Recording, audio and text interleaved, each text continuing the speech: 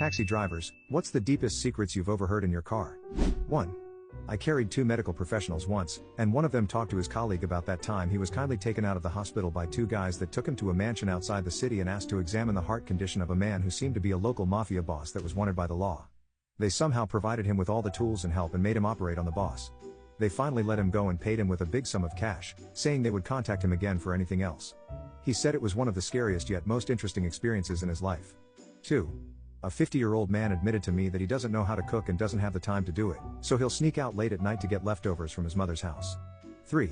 I work Uber Black in Los Angeles.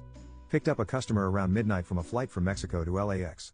Had 2 stops. First stop he waited for some compadres who loaded 5 duffel bags into my SUV. Second stop was from LA to San Jose, 6-hour drive. After a $2,500 fare and $400 tip, I never dared ask what was in those bags. 4.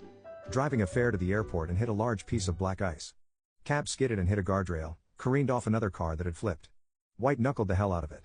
Skidded safely into the berm and called my buddy to come get me.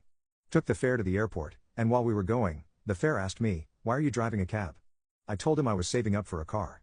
I was 22 and broke. He handed me his card and told me to call him tomorrow. Fare was fleet manager for Hertz and ended up selling me a used rental car for peanuts. 5. Taxi rider here. Climbed into the back of a cab once and found an empty carton of cigs, an empty bottle of rye, and an open box for a pregnancy test. Someone had a very rough night. 6. There was an old Vietnamese man that got into my car and he told me about his life. He told how he got drafted into the Viet Cong just as the war ended, so he didn't see any combat. He told me sometimes in life you get lucky and other times you don't. I dropped him off at a cancer center. 7. I've worked for Uber and once a passenger, a clearly intoxicated lady, told me she should have married her brother-in-law, because her husband was much less handsome. But because the husband was also far richer, she married him. 8. 2 guys talking freely about their scam op and going into the specifics of how to get the most out of it. The scam had something to do with cars and I can't remember what it was, I just remember them saying that it got them around $20 million.